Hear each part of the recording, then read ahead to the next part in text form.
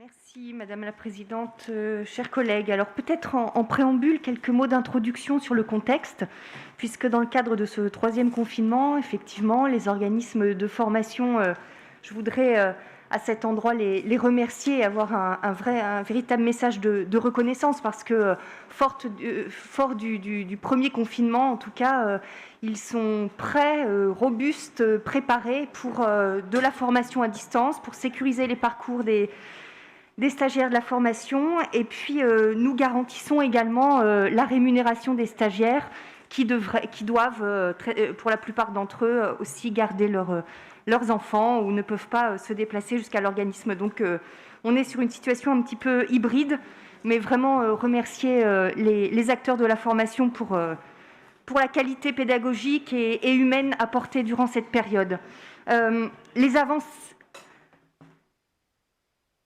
Les avancées, oh, Monsieur Grappin, Monsieur Platré, chut. Les avancées concernant le plan de relance sont notables, puisque toutes les actions prévues ont d'ores et déjà été entamées, sont engagées. Je voudrais le dire parce qu'il y a trois enjeux sur lesquels nous sommes positionnés et sur lesquels nous étions engagés. Premièrement, la réponse aux besoins des entreprises. Madame la Présidente, vous l'avez dit ce matin dans vos propos liminaires, à savoir que dans tous les territoires de la Bourgogne-Franche-Comté, 25 bassins d'emploi, il y a eu des diagnostics partenariaux, emploi-formation qui ont été élaborés durant la crise, de manière à bien identifier les impacts de la crise dans les territoires, en termes de compétences, en termes d'emplois aussi qui émergent, et de manière à ce que notre commande de formation soit la plus adaptée. C'est la raison pour laquelle 93 lots sur les secteurs prioritaires de la Bourgogne-Franche-Comté, l'industrie, la maintenance, santé et services à la personne, numérique, transition écologique, et j'en passe, ont été lancés. Donc les premières formations sont lancées, là, en avril 2021, et nous pouvons nous féliciter de cette réactivité.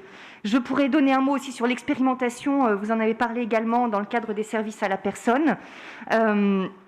Et puis, réponse aux besoins des entreprises, mais également réponse aux besoins des publics vulnérables. Engagement aussi, là aussi, tenu.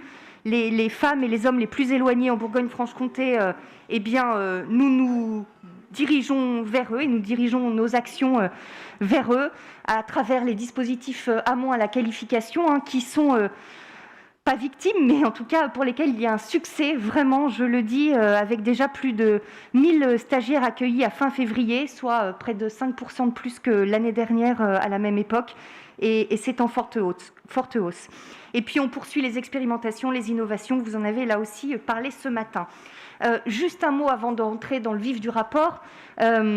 J'ai remercié les organismes de formation, mais c'est vrai que de la part du gouvernement, de la ministre du Travail, on ne parle jamais des formatrices, des formateurs, des organismes de formation qui sont aussi en première ligne. Et je pense bien sûr à la stratégie en termes de vaccination. Et j'en appelle également à la ministre, au gouvernement, pour qu'il y ait un minimum également un mot et un geste en termes de vaccination et une attention en tout cas portée également vers les organismes de formation qui sont en attente. J'entre dans le rapport, puisqu'il s'agit d'un rapport relatif au plan régional d'investissement dans les compétences, que vous connaissez bien maintenant, avec 3 volets. Le premier, il s'agit de la convention, comme tous les ans, convention PRIC, plan de relance 2021 État-région. Alors pour le faire court, en 2021, le PRIC, donc l'enveloppe attribuée par l'État pour la formation des publics les plus éloignés de l'emploi et les jeunes décrocheurs de moins de 26 ans est de 65 millions d'euros, quand la région attribue et alloue 83 millions d'euros. Il s'avère que dans le cadre du plan de relance, au niveau de l'État et dans le cadre d'un jeune, une solution, nous avons eu 29 millions en plus cette année, de manière à former davantage de jeunes en Bourgogne-Franche-Comté, et ce qui équivaut à 4166 parcours de formation en plus en 2021, principalement orientés vers les jeunes de moins de 30 ans. Pour terminer sur ce premier volet, on aura l'occasion d'en reparler un petit peu plus tard. Là aussi, Madame la Présidente en a parlé ce matin, et on peut souligner en tout cas ce que nous avons fait en Bourgogne-Franche-Comté. Je pense à la rémunération des stagiaires de la formation professionnelle, le doublement des aides pour les demandeurs d'emploi de plus de 18 ans. Pour les moins de 18 ans, triplement de la rémunération dès lors qu'ils entrent en formation, triplement des aides à la mobilité et l'ajout d'un forfait de 200 € dès le début de la formation. Tout cela a été évalué. Il y a une évaluation embarquée depuis l'année dernière. Il y a un impact extrêmement positif sur la sécurisation du parcours de formation pour les stagiaires, sur leur motivation, sur le fait d'abandonner aussi beaucoup moins, on le note, il y a beaucoup moins d'abandon dans le cadre des formations, et c'est la raison pour laquelle le gouvernement s'en est saisi, a observé cela, et il y a un décret qui va apparaître d'ici quelques semaines pour revaloriser nettement la rémunération des stagiaires de la formation professionnelle au niveau national. Je voudrais à cet endroit dire un mot, parce que je vous avoue que c'est dur d'entendre ce que vous avez dit, Monsieur Plattret, ce matin, sur la forme. Non, mais c'est important. Si moi je vous dis des choses fausses, vous aurez aimé réagir. Donc, oui, et je réagis forcément, puisque ça fait 5 ans qu'on met une énergie assez incroyable et on porte des actions et des valeurs qui sont vraiment reconnues, y compris au niveau national, mais d'abord au niveau local par les acteurs de la formation, et je le dis sans flagornerie aucune, parce qu'il y a un travail en commun, et ce n'est pas que la région, mais c'est aussi la région avec les partenaires économiques, emploi, formation dans les territoires. Et je vous avoue que moi, j'entends, vous avez le droit, et c'est tout. On a tous été certainement, même dans notre enfance, fan de quelqu'un. Vous êtes fan de Wauquiez. Moi, ça m'inquiète en fait. Je suis terriblement inquiète parce que Laurent Wauquiez, la région Auvergne-Rhône-Alpes, en fait, c'est la seule région qui ne s'est pas investie dans le cadre du PRIC.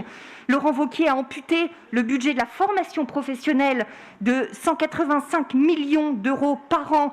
Et cumulé, cela représente plus d'1 milliard sur le dos des femmes et des hommes en situation de recherche d'emploi. 1 milliard sur le dos des femmes et des hommes en situation de recherche d'emploi. Alors, moi, je vous laisserai, je vous assure, que ce soit vous ou pas la prochaine fois, et que moi, je sois là ou pas, j'en sais rien, mais je vous assure que je ne vous laisserai jamais maltraiter ce qui a été fait sur la formation professionnelle. Je ne vous laisserai jamais faire ce qui est fait en Auvergne-Rhône-Alpes. Mais vous pouvez rire avec votre regard méprisant, je le sais. Le mépris est votre ligne de conduite. Je le sais.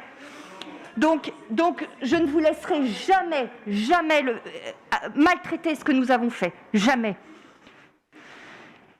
Un deuxième volet dans ce rapport, il s'agit de la convention PRIC, Plan de relance 2021, entre la région et Pôle emploi. Et pour créer toutes ces places de formation supplémentaires et déployer le PRIC en région, eh bien, nous avons conventionné, nous continuons le partenariat avec Pôle emploi et nous le renforçons dans le cadre du plan de relance. Et puis, troisième volet, pour terminer, là, ça fait partie des innovations, des expérimentations aussi,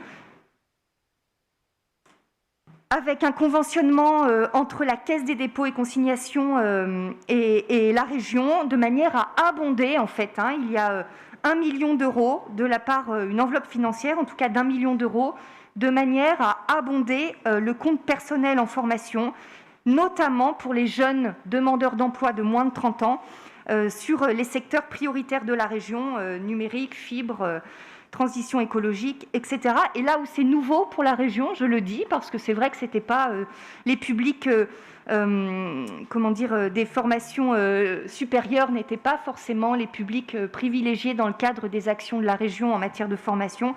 Et bien là, nous orientons nos actions, et puisque cet abondement CPF s'adresse prioritairement aux jeunes en formation supérieure.